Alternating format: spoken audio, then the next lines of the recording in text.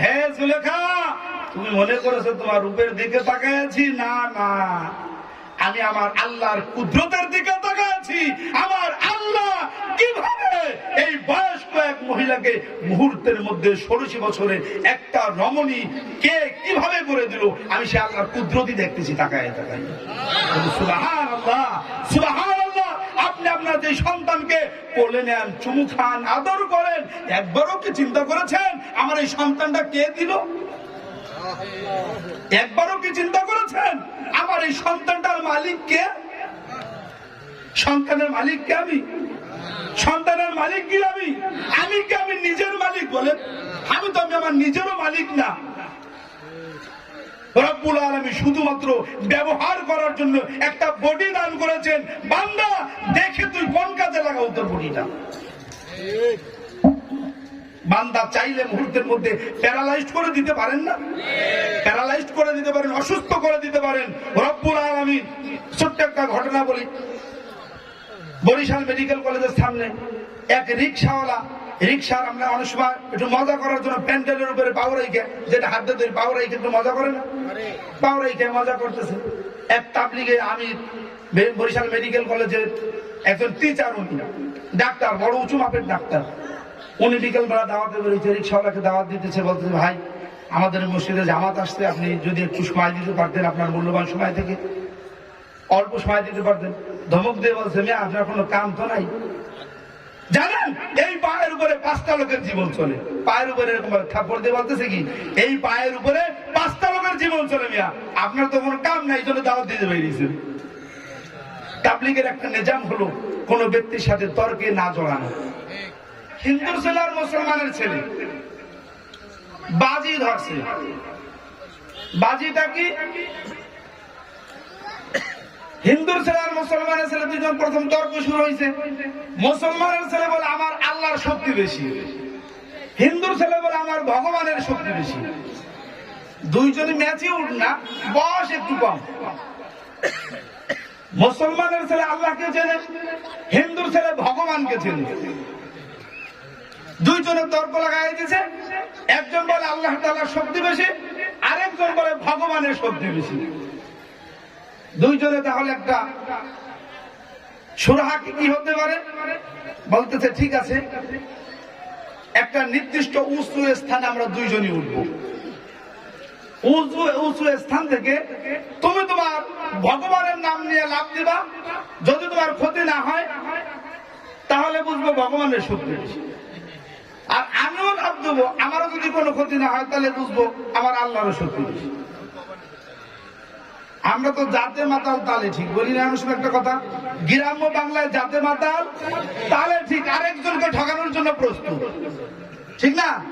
মসজিদে যাই মানে ভুল ধরার জন্য, ওয়াজ মাহফিলে যাই হুজুর বক্তার ভুল ধরার জন্য, কিন্তু নিজের অন্তর এই জায়গাটা একটু সাফ করে কবর জগতে গিয়ে একটু নাজাত পাবে এই আশা আগ্রহ এই ইচ্ছা শক্তি নিয়ে মসজিদেও যায় না, ওয়াজ মাহফিলের ময়দানেও যায় না, ঠিক কিনা বলেন? আমার কথা একটু কারো কারো গায়ে লাগতে পারে, কিছুই করার নাই। সত্য কথা তিতাও ভালো। হিন্দুর ছেলে এবং মুসলমানের ছেলে তর্ক লাগার পরে দুজনেই বলল নির্দিষ্ট উঁচু স্থান থেকে লাফ দেওয়া হবে। লাফ দেওয়ার পরে যে ক্ষতিগ্রস্ত হবে না, বুঝবো সেই তার মালিকের ক্ষমতা বেশি। জাতে মাতাল তাহলে ঠিক। মুসলমানের ছেলে বলল তাহলে আগে তুমি ওঠো, তুমি লাভ দাও। ওর মনে মনে চিন্তা, যদি ঠ্যাং ভাঙে তাহলে তো আমার লাভ দেওয়াই লাগবে না। চিন্তা কি? হিন্দুটা যদি হাত পাও ভাঙে তাহলে আমার লাভ দেওয়াই লাগবে না, তুই এখন লাভ দে। উঠে দিছে উপরে। হিন্দুর ছেলে ও তো আর আল্লাহ ভগবান খোদা জানে না, ও বোঝে সৃষ্টিকর্তা একজন। ও জন্মের পর থেকে, কারণ কোরআনে এবং হাদিস শরীফে আছে প্রত্যেক মানুষ সে তাওহীদ রিসালাত নিয়ে জন্মগ্রহণ করে। বাবা মা তার সন্তানকে কাউকে সে কাফের বানায়, ইহুদি বানায়, নাসারা বানায় অথবা মুসলমান বানায়। সে শুধু বোঝে সৃষ্টিকর্তা। সে অন্তর থেকে ওদের আগ্রহ ব্যাকুলতা নিয়ে একমাত্র রব্বুল আলামিনের উপর ভরসা করে লাভ দিছে, ভগবান তোমার নামে লাভ দিলাম, তুমি ওরে রক্ষা করবে। লাভ দিছে দিব্যি সুস্থ, দিব্যি কিছুই হয় নাই। এবার মুসলমানের ছেলে যে মনের যে ইচ্ছা ছিল সেই ইচ্ছা কি পূরণ হইল? ইচ্ছা কি পূরণ হইল? এবার বলে ভাই বেটা ওঠ, জিলাপ দিবি। এখন উপরে ওঠে আর চিন্তা করে খাইছে রে, আমার মনে হয় ভগবানেরই শক্তি বেশি। মনে মনে করে বুঝতেছে কি সম্ভবত ভগবানের মনে হয় শক্তি বেশি। এবার নির্দিষ্ট উঁচু স্থান থেকে লাভ দেওয়ার সময় মুখে জোরে বলে আল্লাহ তোমার নামে একটু লাভ দিলাম। ছোট আওয়াজে বলে ভগবান তুমি একটু দেখো। কি বলছে? জোরে বলছে আল্লাহ তোমার নামে আমি লাভ দিলাম। মনে মনে কইতেছে ভগবান তুমি একটু দেখো। কি বলছে? 95% মুসলমান, কথা রাগ করবেন না, 95% মুসলমান কোরআন এবং হাদিসের কষ্টি পাথরে যদি ঘষা দেওয়া হয়, মুখে আল্লাহ অন্তরে ভগবান, মুখে আল্লাহ অন্তরে সরকার, মুখে আল্লাহ অন্তরে অন্তরে কোন লিডার, মুখে আল্লাহ অন্তরে বিভিন্ন ধরনের লিডার। ঠিক না? অন্তর থেকে বিশ্বাস এখন পর্যন্ত পরিপূর্ণভাবে আনতে পারি। রব্বুল আলামিনের যে সবচেয়ে বড় শক্তি, করোনা এসে কিন্তু অনেকটা প্রমাণ হয়েছে। ঠিক না? বাংলাদেশের মধ্যে রাষ্ট্রে যদি অন্যান্য দেশের মধ্যে ঢালাও ভাবে করোনা আসতো, কয়েকজন চিকিৎসা নিতে পারতো আর কয়েকজন বাঁচত বলেন তো? কি বলেন? হ্যাঁ, গরু ছাগলের মতো মরে থাকতো, শিয়ালকুদের মতো মরে থাকতো। আল্লাহর অশেষ মেহেরবানি। তারপরও টুকটাক যা মারা গেছে, ইসলামের কিছু এক দল যারা নিবেদিত প্রাণ কর্মী ছিল, নিজের জীবনকে বাজি রেখে রব্বুল আলামিনের উপর ভরসা করে যে যেই মালিক আমাকে সৃষ্টি করেছেন সেই মালিকের হুকুম না হলে করোনা না, করোনার থেকে বড় মহামারী আসলেও আমাকে মৃত্যু দিতে পারবে না, এই ভরসা নিয়েই কিন্তু সন্তান রেখে বাপমা পলায়ন করেছে, বাপমা রেখে সন্তান পলায়ন করেছে। কিন্তু ইসলামে আন্দোলন নিবেদিত প্রাণ কওমি মাদ্রাসার তোলাবায়ে কেরাম তারা গিয়ে তাদেরকে গোসল করিয়েছে, জানাজা পড়িয়েছে, কবরস্থ করিয়েছে। ঠিক কিনা বলে? এর দ্বারা প্রমাণিত নিঃসন্দেহে আমার রব্বুল আলামিনের শক্তি অনেক বেশি। ঠিক কিনা বলে? আমরা কি মুখে আল্লাহ অন্তরে ভগবান এই মার্কা মুসলমান হতে চাই, নাকি মুখেও আল্লাহ অন্তরেও আল্লাহ? সকলে বলেন আমরা মুখে আল্লাহ অন্তরে আল্লাহ এই ধরনের মুসলমান হতে চাই। ঠিক কিনা বলেন? আমাদের শিল্পী আবুল কালাম আজাদ সাহেব আসতেন, তিনি বয়ানমূর্ত করবেন, আমি জাস্ট একটু দোয়া নেব, দু একটা কথা বলবো। রব্বুল আলামিন যদি চায় আর কবুল করেন, হতে পারে আপনার আমার একটা কথা, কার কথা আপনার অন্তরে লেগে যাবে রব্বুল আলামিন ভালো জানেন। কালকে কিয়ামতের ময়দানে হতে পারে এটা নাজাতের একটা ওসিলা। আমরা কিন্তু অনেকেই রাস্তাঘাটের দোকানপাটে বিভিন্ন জায়গায় বসে আড্ডা মারতেছি আর গল্প করতেছি, চিন্তা করতেছি প্রধান বক্তা আসুক, তারপরে দেখি যদি মুড মশান ভালো হয়, যদি কানে একটু সুখ সুখ লাগে, ভালো লাগে, তাহলে যাই রাস্তা বেশ দাঁড়াই শুনে কানের মজা লাগে আসবো। আসি না এই টাইপের লোক? হ্যাঁ, এখানে কিন্তু একটা ফজিলতের ব্যাপার আছে। আপনি আর আমি সুবহানাল্লাহ আলহামদুলিল্লাহ এই ধরনের আওয়াজগুলো যদি একটু জোরে সরে দিতে পারি, আর একটু যদি বলছে আশপাশের লোকেরা বয়ান তো শুরু হয়ে গেছে, সবের ভাগিদার তো আমি হইতেছি না, যারা ময়দানের মধ্যে ঢুকছে তারা তো অনেক সব পেয়ে গেল। এই চিন্তা করে তারা যদি চলে আসে, আপনার আমার একবার সুবহানাল্লাহ একবার আলহামদুলিল্লাহ বরকত যদি একটা শ্রোতাও আসে, এই শ্রোতা আল্লাহ না করুক, আল্লাহ যদি করে, আল্লাহ কবুল করলে যদি এই শ্রোতা জন দিনের বুঝ পেয়ে যায়, এই জীবনে জিন্দেগিতে যত আমল করবে সব আমল আপনি একবার সুবহানাল্লাহর বদৌলতে পেয়ে যাবেন। সুবহানাল্লাহ।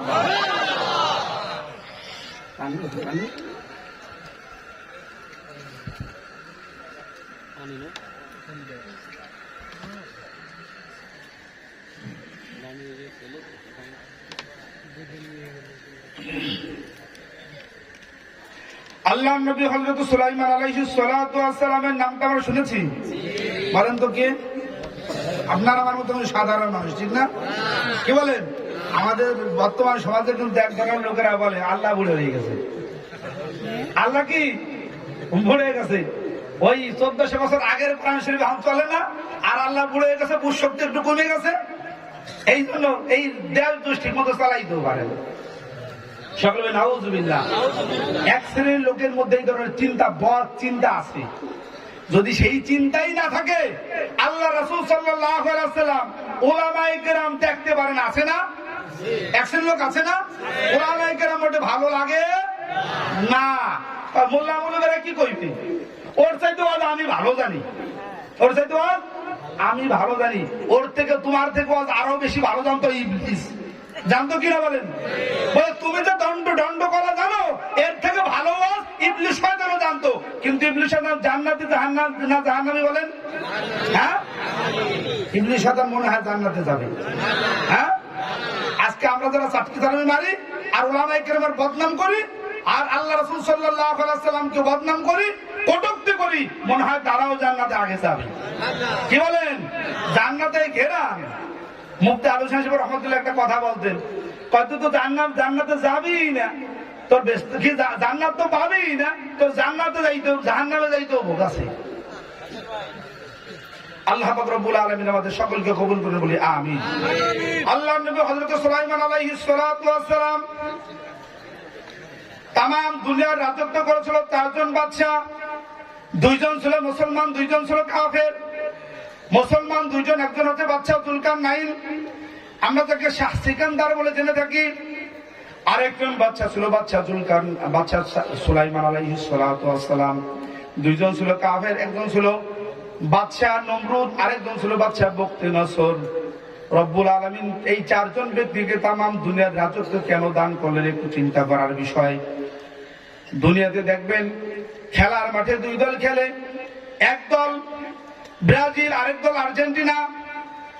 আমাদের বাংলাদেশ হাজারো হাজার মাইল দূর থেকে কখনো ব্রাজিলের প্লেয়ারকে আমি চিনি না, আর্জেন্টিনার প্লেয়ারকে আমি জীবনে দেখিও নাই, চিনি না, কিন্তু 2 দলের সাপোর্ট করে আছে কি নাই?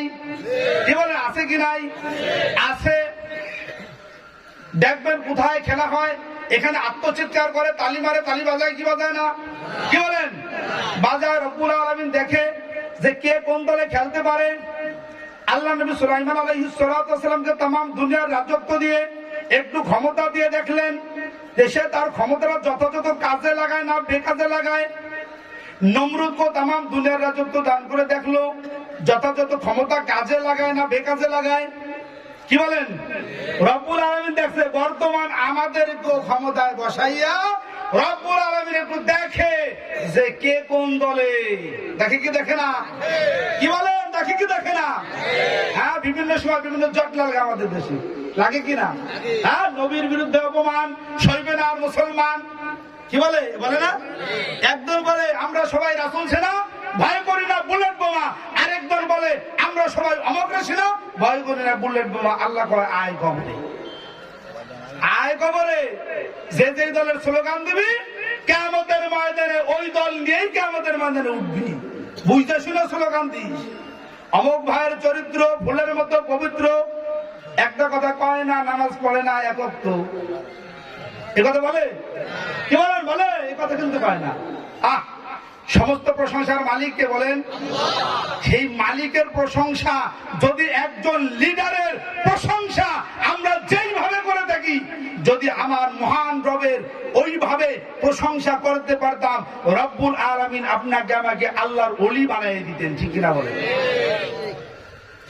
আল্লাহ নবী সুলাইমান আলাইহিস সালাতু ওয়াস সালাম যেই সিংহাসনে চড়তেন, তার যে চেয়ারের উপরে তিনি বসতেন, ডান দিকে চেয়ারের সংখ্যা ছিল 350, বাম দিকে চেয়ারের সংখ্যা ছিল 350। সামনে শ্রোতা দর্শক বসার জন্য চেয়ারের সংখ্যা ছিল 7 লক্ষ।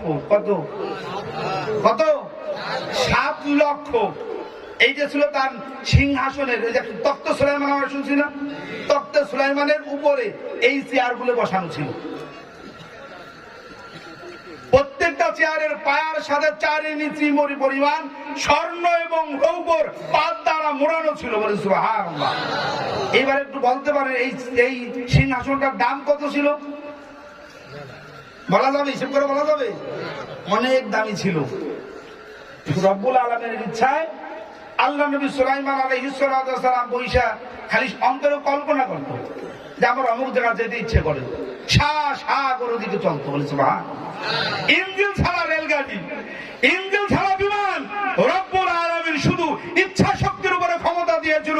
আল্লাহ নবী সুলাইমান আলাইহিস সালাম অন্তর থেকে শুধু কল্পনা করতো, এখন আমি চীন দেশে যাবো, চীন দেশের দিকে রওনা করতো, এখন আমি ইয়ামান দেশে যাবো, ইয়ামান দেশের দিকে রওনা করতো, বলি সুবহানাল্লাহ। আল্লাহ নবী সুলাইমান আলাইহিস সালাম তার এই রাজ সিংহাসন নিয়ে আসমান দিকে দিয়ে একদিন উড়ে যাচ্ছিল। এক কৃষক খেতে কাজ করছে, কৃষক আসমানের দিকে তাকায় দেখে বিশাল এক সিংহাসন, আল্লাহ নবী সুলাইমান আলাইহিস সালাম উড়ে যাচ্ছে। আমরা আশ্চর্যজনক কোনো কথা শুনলে আমরা বলি যে সুবহানাল্লাহ। কৃষক উপরের দিকে তাকায় বলছে সুবহানাল্লাহ। আল্লাহ নবী সুলাইমান আলাইহিস সালামকে রব্বুল আলামিন অতিরিক্ত একটা পাওয়ার দান করেছিলেন।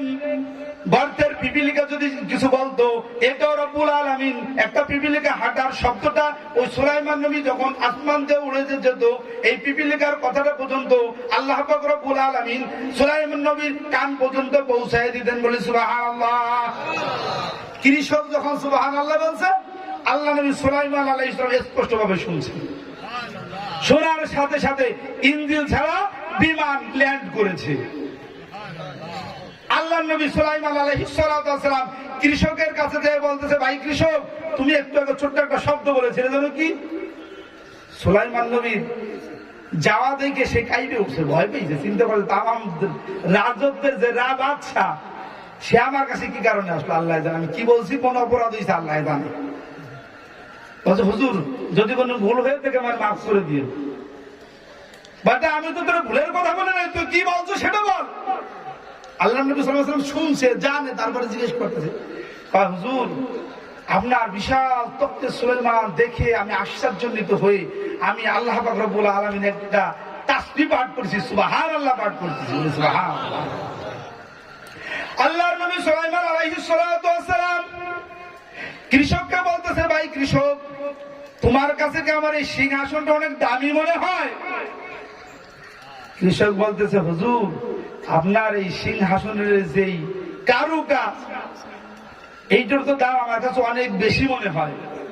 আল্লাহ নবী সুলাইমান আলাইহিস সালাম ডেকে বলল, কৃষক, তোমার একবার সুবহানাল্লাহর যেই মূল্য, আমার রব্বুল আলামিনের দরবারে তোমার সুবহানাল্লাহর সবটা আমাকে দিয়ে দাও, আমার রাজ সিংহাসন তুমি নিয়ে নাও। মনে হয় বলবেন না, এই জন্য সুবহানাল্লাহটা আসতে বলছেন নাকি? একবার সুবহানাল্লাহ বললে তামলিহুল মিজান, আসমান এবং জমিনের মধ্যবর্তী জায়গা নেকি দ্বারা পরিপূর্ণ করে দেয়, বলি সুবহানাল্লাহ। নিয়াসাব আখিরাতের বিষয়গুলি করা অনেক সহজ, বোঝা অনেক কঠিন। দুনিয়ার হিসাব নিকাশ বোঝা অনেক সহজ, কিন্তু করা অনেক কঠিন। একটু হিসাব মিলিয়ে দেখাই, হিসাব মিলিয়ে দেখাবো। আমি এইমাত্র যে মাসআলাটা বললাম, যে ঘটনাটা বললাম, একবার সুবহানাল্লাহ বললে এক মিজান বরাবর নেকি দান করা হয়। এক মিজান বরাবর নেকির পরিধি কতটুকু, আসমান এবং জমিনের মধ্যবর্তী ফাঁকা জায়গা নেকি দ্বারা ভরপুর করে দেয়। এটা বেরেনে ধরবে না। পাগল ছাগল যদি হয় তার বেরেনে ধরবে না, ধরবে না। সে যুক্তিবিদ্যা খুঁজবে, এইটা কিভাবে সম্ভব। কিন্তু বলতে কয় ঘন্টা লাগে? সকলে বলেন তো, একবার সুবহানাল্লাহ পাঠ করতে কত ঘন্টা লাগে বলেন তো? হ্যাঁ, 3 সেকেন্ড, 2 সেকেন্ড। একটু গুড টাইম শুদ্ধ করে যদি সুন্দর করে বলি, তাহলে আমার কি হয়, 3 সেকেন্ড অথবা 4 সেকেন্ড সময় লাগবে সুবহানাল্লাহ পড়তে। এটা বেরেনে ধরা একটু কঠিন, কিন্তু বলা মাত্র 4 সেকেন্ডের কারবার। দুনিয়ার একটু হিসাবটা বুঝিয়ে দেই। ধরে নেন আপনি একটা অটো কিনলেন, প্রত্যেক দিন আপনি চালাবেন, প্রত্যেক দিন 500 টাকা আপনার জমা হবে, মাসে 15,000 টাকা জমা হবে। হিসাব বুঝে গেলাম মাত্র 1 মিনিটের মধ্যে। আর বুঝে বেশি সময় লাগছে? 1 মিনিট লাগছে না, বলতে সময় লাগছে 1 মিনিট। দুনিয়ার হিসাব বোঝা অনেক সহজ। এইবার একটা অটো কিনতে টাকা লাগে কত? ধরে নেন 1 লাখ টাকা। 1 লক্ষ টাকা দিয়ে একটা অটো কিনবো, এরপর চালানো শুরু করবো। কিন্তু 1 লক্ষ টাকা জোগাড় করতে সময় লাগে কয়দিন বলেন তো? কি বলেন? একটু কঠিন কিনা বলেন? মেয়াসাব দুনিয়ার হিসাব বোঝা অনেক সহজ, করা অনেক কঠিন। বিবাহ করলে সন্তান হয়, এটা আমরা সহজে বুঝি। সবার কি সন্তান হয়? কি বলেন হয়? ও রব্বুল আলামিন দিলে 108টাও বের করে দেয়। পত্রিকা আরো 5-7 বছর আগে পড়েছিলাম, এই আপনাদের কাছাকাছি কাশিয়ানী থানায় এক মহিলার ডেলিভারিতে 108টা সন্তান, 8টা সন্তানই সুস্থ বলেছে। সুবহানাল্লাহ। আমি আমার ছাত্র জীবনে আমার ওস্তাদ থেকে শুনেছি, রব্বুল আলামিন মায়ের পেটের মধ্যে, গর্ভের মধ্যে একই সাথে যদি ভূমিষ্ঠ করাতে চান রব্বুল আলামিন, তাহলে একই সাথে 22টা সন্তান জন্ম দিতে পারেন। সুবহানাল্লাহ, সুবহানাল্লাহ, সুবহানাল্লাহ। যে রব্বুল আলামিন আপনাকে এত ভালোবেসে, এত যত্ন করে 2টা চক্ষু দিলেন, কর্ণ দিলেন, নাসিকা দিলেন, 2টা হাত দিলেন, 2টা পাও দিলেন, যেই সমানই শক্তি দ্বারা আমি রব্বুল আলামিনকে ডাকতে পারি, কিন্তু রব্বুল আলামিনকে না ডেকে আমি আমার লিডারকে ডাকি। যেই মুখ দিয়ে আমি আমার আল্লাহর প্রশংসা করতে পারি, আল্লাহর প্রশংসা না করে আমি আমার বিবির প্রশংসা করি। যেই বিবির চেহারাটা এত সুন্দর করে আমার রব্বুল আলামিন বানাইলেন, কিন্তু সেই বিবির প্রশংসা না করে আমি আমার বিবির প্রশংসা করি, কিন্তু আমার আল্লাহর প্রশংসা করি না। হযরত ইউসুফ আলাইহিস সালামের ঘটনা আমরা অনেকেই জানি। বিবি জুলাইখা যখন ইউসুফের সাথে যখন মিলন হলো, লাস্টে দেখা সাক্ষাৎ হলো, যখন দোয়া করলো ইউসুফ, আল্লাহ আমাকে তো আসামি বানিয়ে দিয়েছে, তুমি বান্দার এই বান্দির যৌবন ফিরে দাও। যৌবন যখন ফিরে দিল, 16 বছর, 16 বছরের যুবতী কন্যা, টকবকে চেহারাওয়ালা এক কন্যা রমণী দাঁড়িয়ে রইল। আল্লাহ নবী ইউসুফ আলাইহিস সালাম এক নজরে তাকাই আছে। এইবার বিবি জুলেখা মাথা নিচু করে দিয়ে বলে, ইউসুফ আমার লজ্জা করে। কি কয়? ইউসুফ আমার লজ্জা করে, তুমি আমার দিকে এইভাবে তাকাই আছো, আমার লজ্জা করে না? অথচ যে ইউসুফের জন্য কাঁদতে কাঁদতে কাঁদতে কাঁদতে কাঁদতে কাঁদতে অন্ধ হয়ে গেল, ইউসুফ আলাইহিস সালাম এবার জবাব দিল, হে জুলেখা, তুমি মনে করেছো তোমার রূপের দিকে তাকাই আছি? না না, আমি আমার আল্লাহর কুদরতের দিকে তাকাই আছি। আমার আল্লাহ কিভাবে এই বয়স্ক এক মহিলাকে মুহূর্তের মধ্যে 16 বছরের একটা রমণী কে কিভাবে করে দিল, আমি সে আল্লাহর কুদরতই দেখতেছি তাকায় তাকায়। সুবহানাল্লাহ, সুবহানাল্লাহ। আপনি আপনার যে সন্তানকে কোলে নেন, চুমু খান, আদর করেন, একবারও কি চিন্তা করেছেন আমার এই সন্তানটা কে দিল? একবারও কি চিন্তা করেছেন আমার এই সন্তানটার মালিক কে? সন্তানের মালিক কে? আমি সন্তানের মালিক কি? আমি কি আমি নিজের মালিক? বলে আমি তো, আমি আমার নিজেরও মালিক না। রব্বুল আলামিন শুধুমাত্র ব্যবহার করার জন্য একটা বডি দান করেছেন। বান্দা দেখে তুই কোন কাজে লাগাও তোর বডিটা। বান্দা চাইলে মুহূর্তের মধ্যে প্যারালাইজড করে দিতে পারেন না? প্যারালাইজড করে দিতে পারেন, অসুস্থ করে দিতে পারেন রব্বুল আলামিন। ছোট্ট একটা ঘটনা বলি। বরিশাল মেডিকেল কলেজের সামনে এক রিক্সাওয়ালা, রিক্সার আমরা অনেক সময় একটু মজা করার জন্য প্যান্ডেলের উপরে পাও রেখে, যেটা হাত দিয়ে পাও রেখে একটু মজা করে না, পাও রেখে মজা করতেছে। এক তাবলিগে আমি বরিশাল মেডিকেল কলেজের একজন টিচার, উনি ডাক্তার, বড় উঁচু মাপের ডাক্তার। উনি বিকেলবেলা দাওয়াতে বেরিয়েছে, রিক্সাওয়ালাকে দাওয়াত দিতেছে, বলতেছে ভাই আমাদের মসজিদে জামাত আসছে, আপনি যদি একটু সময় দিতে পারতেন, আপনার মূল্যবান সময় থেকে অল্প সময় দিতে পারতেন। ধমক দিয়ে বলছে, মেয়ে আপনার কোনো কাম তো নাই? জানেন এই পায়ের উপরে 5টা লোকের জীবন চলে। পায়ের উপরে এরকম থাপ্পড় দিয়ে বলতেছে কি, এই পায়ের উপরে 5টা লোকের জীবন চলে, মিয়া আপনার তো কোনো কাম নাই, জন্য দাওয়াত দিতে বেরিয়েছেন। তাবলীগের একটা নিজাম হলো কোন ব্যক্তির সাথে তর্কে না জড়ানো। তর্কে জড়ানো, ঠিক আছে ভাই আপনি যদি সম্ভব হয় এসে, ডাক্তার তো চলে গেছে। কিছুক্ষণ যেতে না যেতেই অ্যাক্সিডেন্ট করে পাউটা ভেঙে গেছে। মাগরিবের পরে ডাক্তারের ডিউটি ছিল, ডাক্তার এসে দেখে ওই পঙ্গু বিভাগে, হাত পাও ভাঙা বিভাগে যায়, দেখে তার পাও টানা দিয়ে রাখছে। ডাক্তার তাকায় দেখে চিনে ফেলছে। এইবার এই ব্যক্তিও তাকায় ডাক্তারকে চিনে ফেলছে। এই ডাক্তার তো কিছুক্ষণ আগে আমাকে দাওয়াত দিয়েছিল। ডাক্তার এবার ডেকে বলতেছে, বন্ধুরে তুই গরিব মানুষ, রিক্সা চালাস, কখনো তুই আপেল, কমলা, আঙ্গুর, বেদানা এগুলো খাওয়ার চিন্তাও করো না। 2-4 টাকা যা কামাই করে এটা তো তোর বিবি বাল বাচ্চার জন্যই নিয়ে যাও, কিন্তু আল্লাহ তোকে একটু ফল খাওয়াবে, আল্লাহ তোকে একটু ভালোবাসছে, মহব্বত করেছে, ঠ্যাং ব্যাংকে হাসপাতালে নিয়ে এসে ডাক্তার মাথার কাছে কত আঙ্গুর বেদান আপেল ফল কত কিছু, এগুলো এখন খা। চোখ দিয়ে পানি ছেড়ে দিয়ে বলতেছে যে ডাক্তার সাহেব আমার ভুল হয়ে গেছে, আমি আসলে বুঝতে পারিনি। সময় শেষ হয়ে যাবে, শত আফসোস করেও কাম।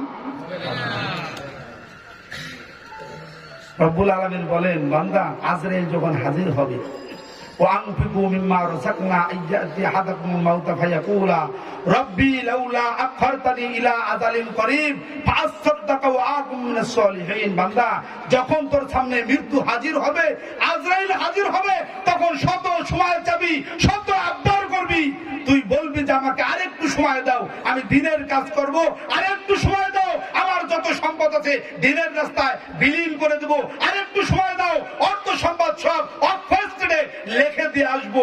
বান্দারে তখন কিন্তু তোকে আর সময় দেওয়া হবে না, তখন বলা হবে তোর সময় শেষ, তোর ঘড়ির কাঁটা শেষ, তোর আর সময় নেই।